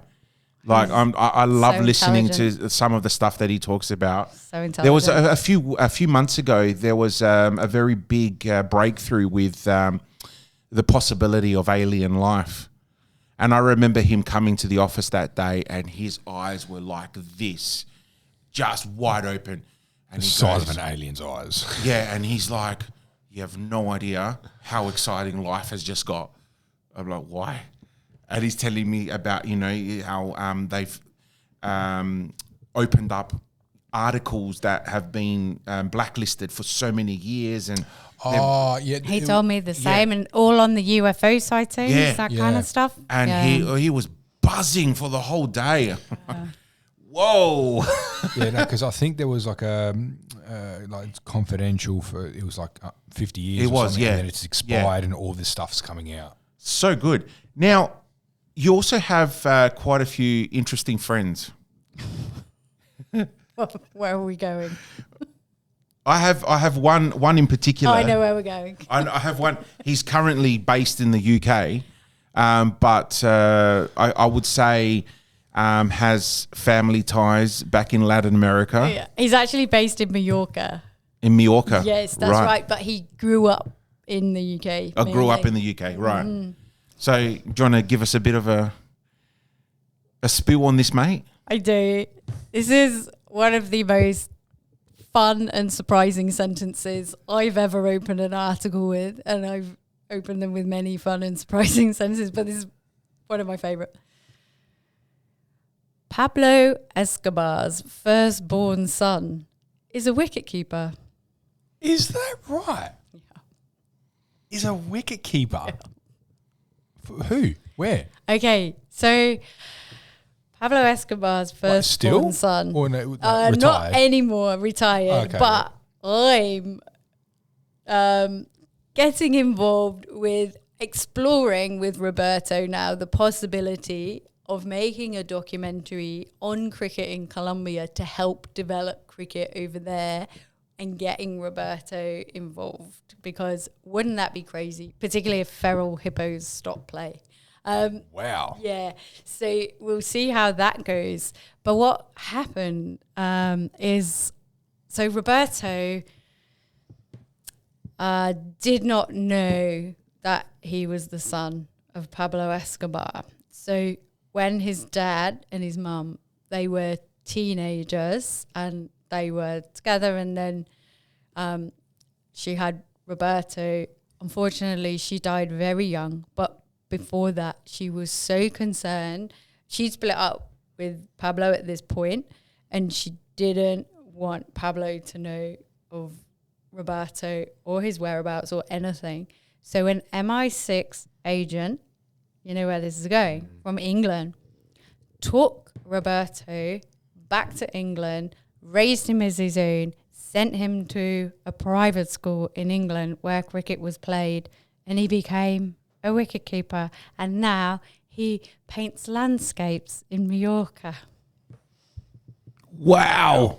And he's coming to Australia Is she really? because We should I try kind getting of- him on the pod. I don't you think should, so. you will. He's brilliant. He'd be a great guest. So Mike Whitney read of what I was doing, and he's part of a conglomerate bringing him to Australia later in this year. So I'll either meet Roberto in England this year, he's doing a speaking tour, or in Australia this year as well, or maybe both. And it's very exciting.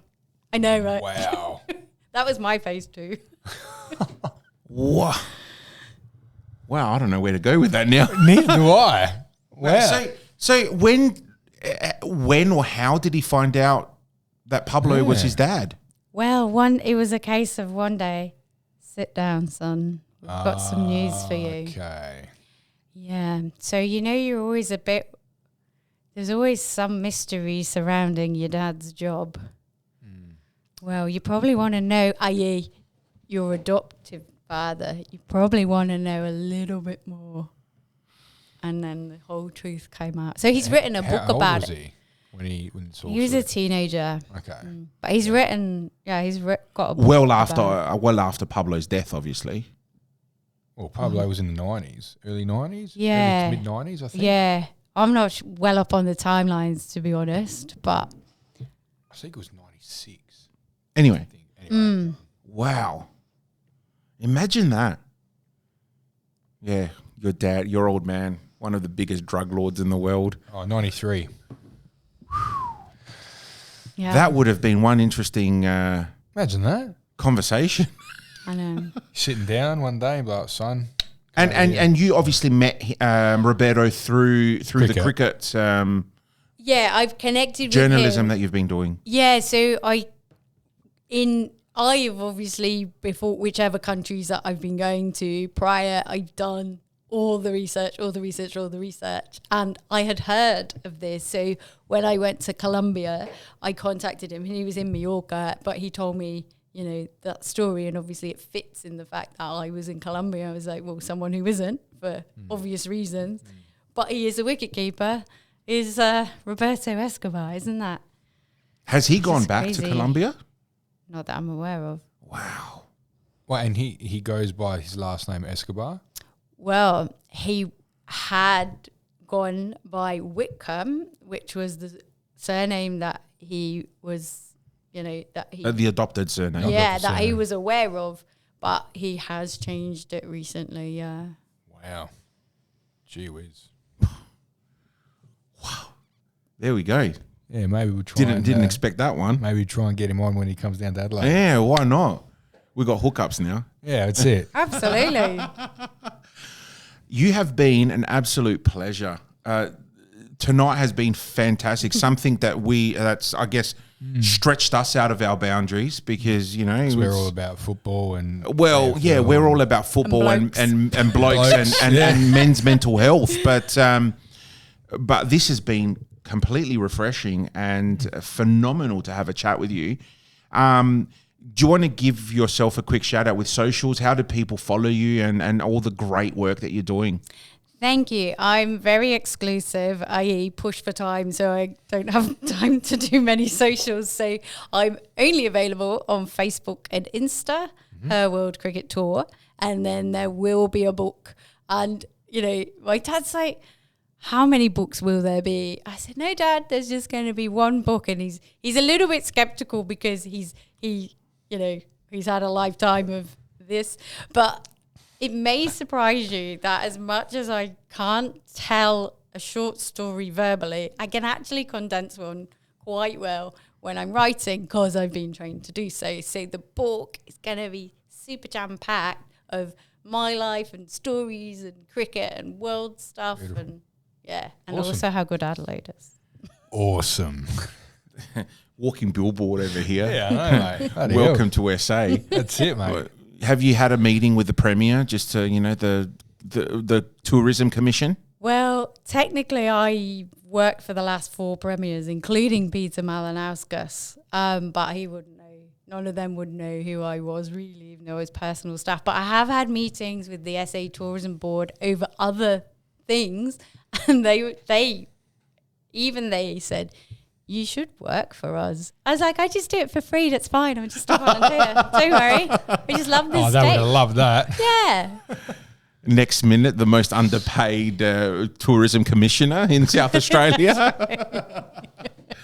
Again, thank you so much, Jenny. It's been an absolute pleasure having you on tonight. Thank you very much. And we know that you have a very busy life. You're about to embark on a tour, but just giving us your time tonight has been phenomenal. So thank you, and good luck with everything that you got on your schedule this year. Thank you. How many countries you booked in so far? Well, it's just a short one this year, so only about 25. It's a short one. It's only like Taking it easy. Just before we wrap it up, Corfu. Sorry? Corfu. Oh, yes. Let's talk about the Greeks and yes. cricket. Oh, please, yes. So I was in Corfu, I would say, with but that's my pommy way of enunciating. With my friend Sarah, who I used to play cricket with growing up in England, and she's done a lot for women's development over there. She's brilliant. Anyway, and she's a complete mad head as well, so we always have a lot of fun. She doesn't mean to be. Anyway, we went to, I said, let's go somewhere on my tour. And she said, okay, better make it somewhere hot and good. I was like, okay, Greece, off we go. So we got there when it was the 200th anniversary of cricket in Corfu. It was the British Navy that brought it there, and they brought it there to the tiniest square you've ever seen, called the Spaniarda, which is next to the port, as you'd imagine, and it's framed by cafes and cars these days. And they've had to use a softer ball. They've had to let only certain teams play there. So now most of the matches are played at the most stunning location you've ever seen, the Marina Ground. And I knew I was going to see the Greek national women's team play in Romania, of all places. I saw them in Bucharest a few weeks after I'd gone to Corfu, but I really struggled actually to make any links with Greek cricket prior to me going. So I said to Sarah, this will be a bit different. I'll just sort of wing it. So I got wind of a match happening on the Marina, and I turned up and it was an English touring side playing a local team called Leontes, who are so wonderful. And I turned up in my tour gear looking like I was just jogging by, and Sarah goes up to the English team who were batting, and she says, right, lads, we've got a women's cricketer here. She's going around the world. And they were like, what's going on? Anyway, next minute I was pushed onto field for this Greek team. They had no clue what was going on. And the ball came my way, and I'm very uncoordinated, but I made enough of an effort that it looked like I had some kind of clue. And they were all like, oh, wow. Yes, you dropped it, but you dropped it quite skillfully. I was like, okay, thanks. Anyway, next ball, we took a wicket, not my catch, and we ran in, and I was like, guys, it's Ho World Cricket Tour. I'm doing this, I'm doing that. And they're like, we're still not sure what's going on. Anyway, I went out to umpire afterwards. And again, it was suddenly quite clear that I might have a clue. And meantime, my friend's telling everyone what I'm doing on the sideline. By the end of the match, Leontes had called everybody together. They did a presentation. They gave myself and Sarah a cap. They are one of my most committed followers. They are so lovely. They obviously told me all about the issues of Corfu cricket. And then they even gave me a rating on Facebook, 5 stars. They're the only people ever to rate me. I mean, what are you rating? What, you turned up and talked herself into the match. And I said to Sarah, that was hilarious. What just happened? And she went, doesn't it not normally work like that? I said, no, normally people know that I'm coming.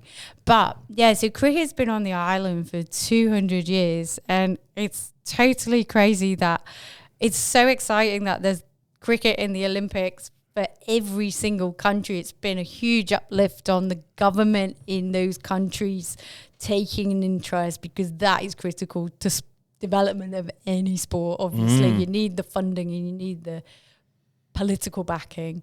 So the power base for cricket is in Corfu, and they're all terribly worried that it might move to Athens, and Athens might not quite understand how it works, and so it'll be interesting to watch. Nowhere to have it in Athens. Sorry? Nowhere to host it in Athens. And that's the other thing, and that's a massive problem in many cities around the world. But let's be frank here. Like, when is the Olympics going to return back home? It won't. Not for a very long time. Nah.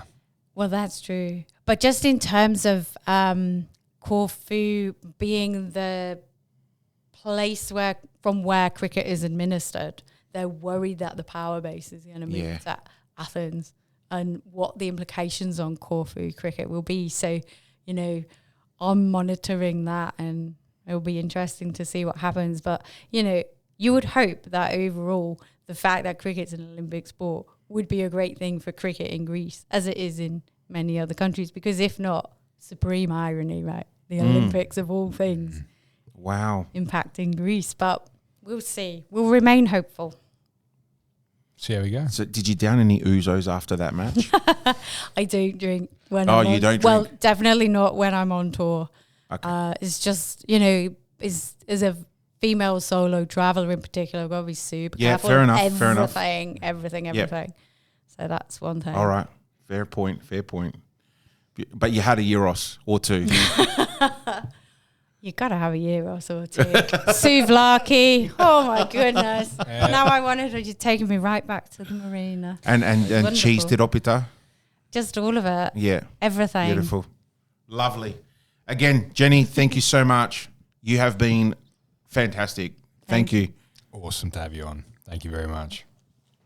This episode is brought to you by Lush Clean Kicks. Your pride and joy need a bit of a TLC. Bring them back to their former glory. Get in touch with only the best products said to make them all clean and crispy again. Reach out to Benny, lushcleankicks at gmail.com, or check him out on Instagram and Facebook. This is Bloke Spit.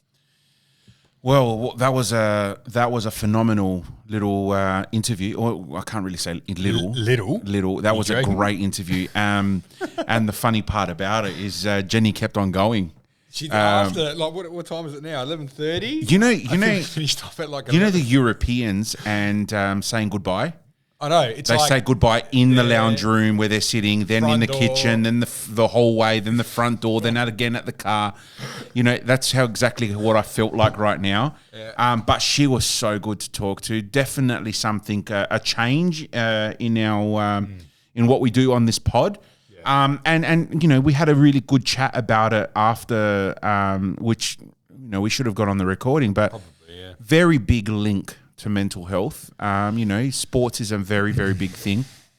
And she was talking about a particular club that she's worked with, and, they had a tragic incident at this club, and how everyone banded together and they brought in different groups, to talk through about the mental health and all that. So it was really good. Thank you so much again to Jenny for her time and for all her stories and experience.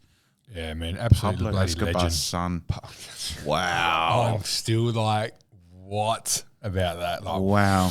Crazy. All right, so Bloke Spit, our weekly our weekly time to talk about Arsenal, and another 4 goals.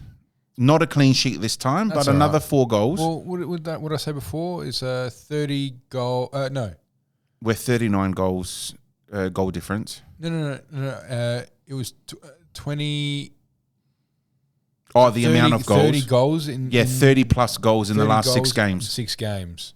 Yeah. Pretty fucking good. Yeah, I mean, very good, considering that we don't really have up the front power, as they say. You don't have a striker. Well, we're I think the most goal scorers in the league, as in different goal scorers for one team. But having said Number one. that, something that I would say would be on the phenomenal scale is Liverpool winning the Carabao Cup today with an academy team. Yeah. Like, as much as we don't like Liverpool, Is that crazy? What an absolute feat that was. I mean, wow. What was their lineup? Like Virgil was probably their strongest player on the field today. Mm-hmm. But good on him. Good on him. Are you checking? Yeah, I can't find it. Yeah, okay. It's fine. And also, very exciting stuff. A brand new season of Drive to Survive, the Formula One Netflix series. I started watching the first episode the other day. Of the new season? Yes. Yeah, how good. Oh, this is going to be a great season to watch. But in reality, the current season that's panning out to be is just going to be hot. Do you reckon they'll... Ricardo looks like he's on fire at the moment. Yes. In testing. Yes. Yeah. Do you think they're going to... Because you know how Lewis Hamilton is moving over to Ferrari next year. Do you reckon they would have picked that up in this season? No. The end of this season? You mean the Drive to Survive? Yeah. Nah. You don't reckon? Because I reckon that season would have finished just after the last race. There would all the off-season stuff. Oh, I reckon they would have got it in there somehow. No, I reckon the off-season stuff, because if you look at this season, they start with the off-season stuff. Mm. So all that only happened the last couple of weeks. And Drive to Survive was already planned to come out, last Friday. So I don't think they'd pick up that. That would be in next season. Fucking hell, what's his wage going to be like there? I think it's more than Mercedes. Big shout out to Doriforos Greek radio station who allows us to host our podcast from here and supplying beers in the fridge now. Thank you. So I appreciate that. Cheers. Yeah. Very well needed in the studio. Thank God I turned the aircon on. I know.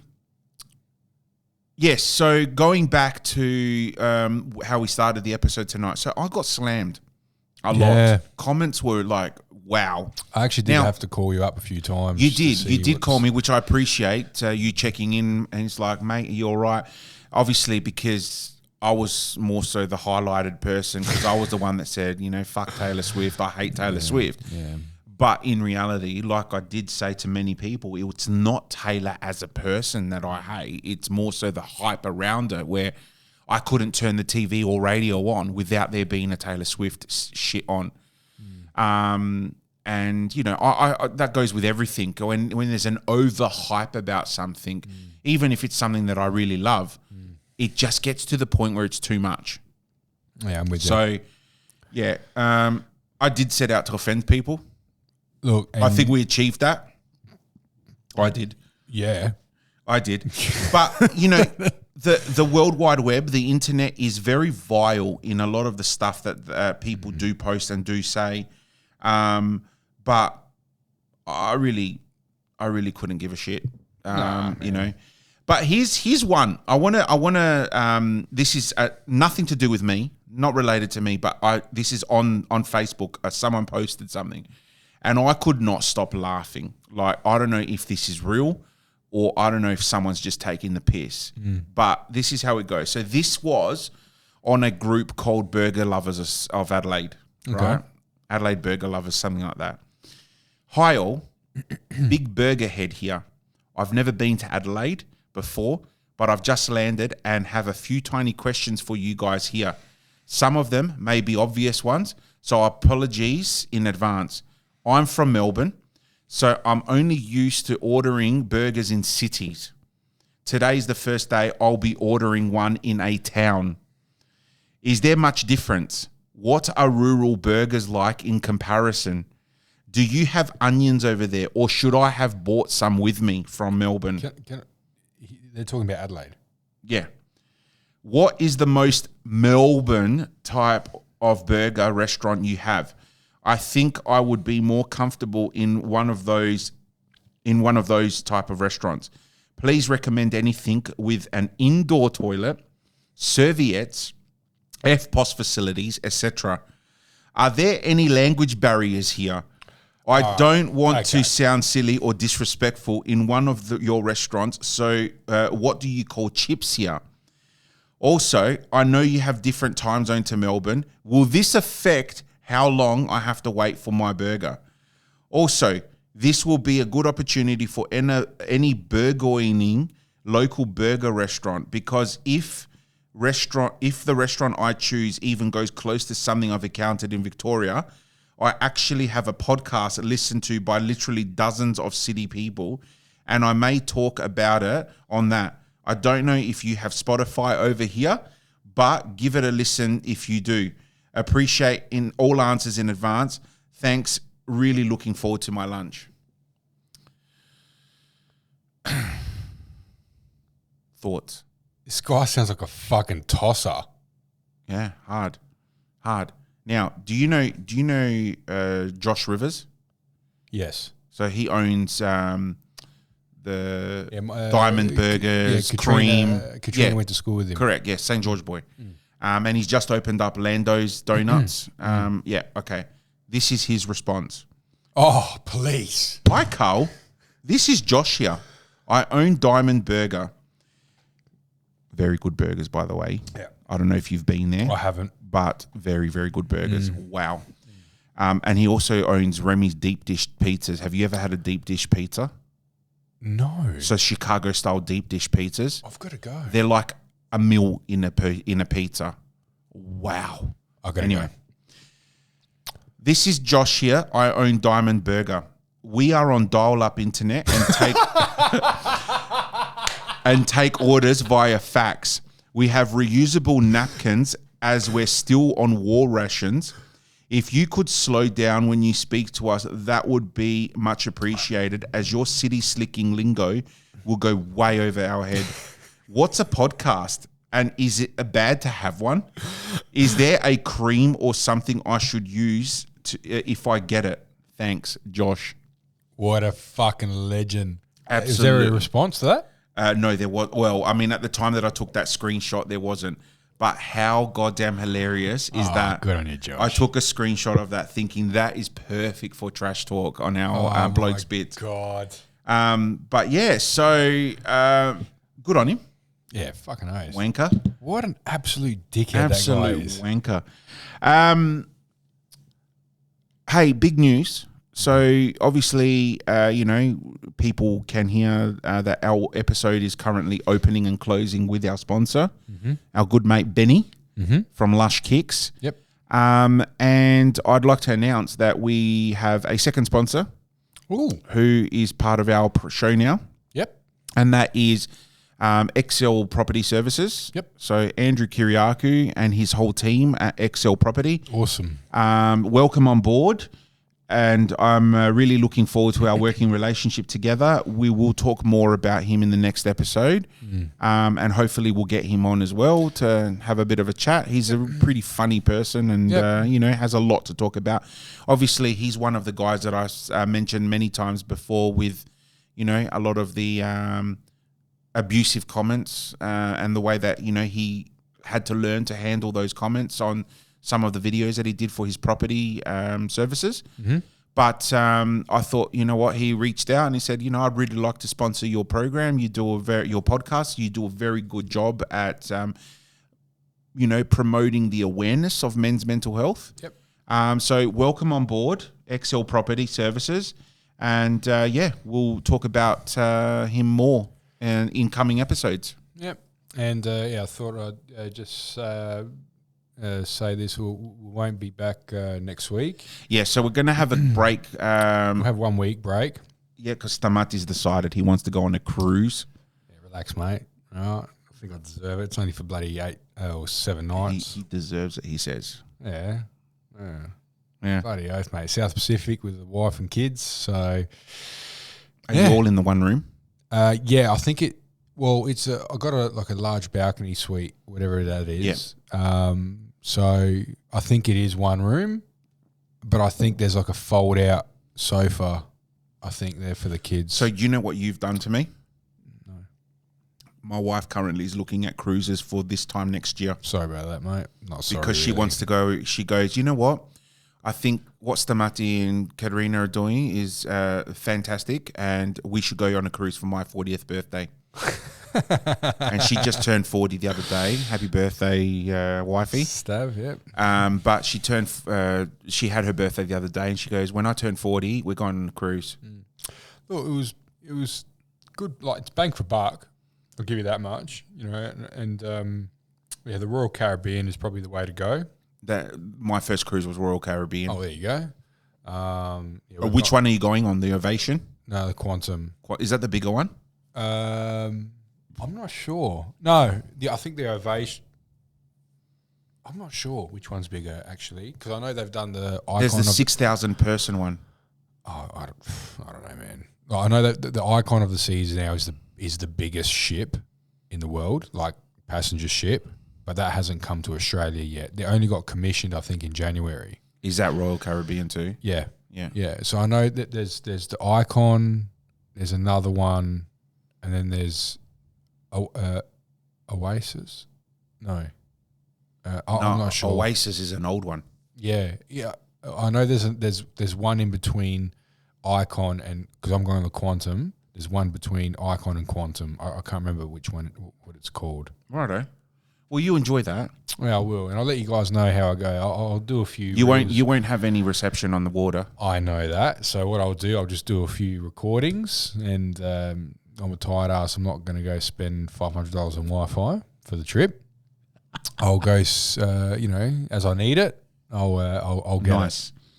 All right, so that's it. Again, big shout out to everyone that listens. Thank you very much for all your love and support. Thank you, guys. Reach out whenever you need to talk to someone, and if we're not the people you want to talk to, then make sure you get in contact with someone.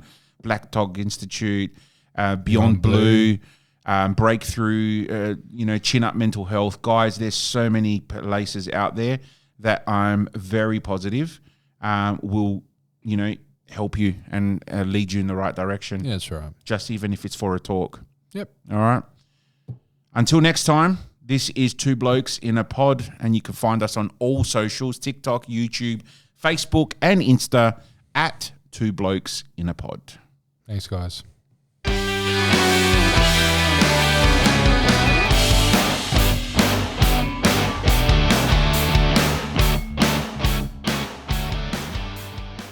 This episode is brought to you by Lush Clean Kicks. Your pride and joy need a bit of a TLC. Bring them back to their former glory. Get in touch with only the best products said to make them all clean and crispy again. Reach out to Benny, lushcleankicks@gmail.com, or check him out on Instagram and Facebook.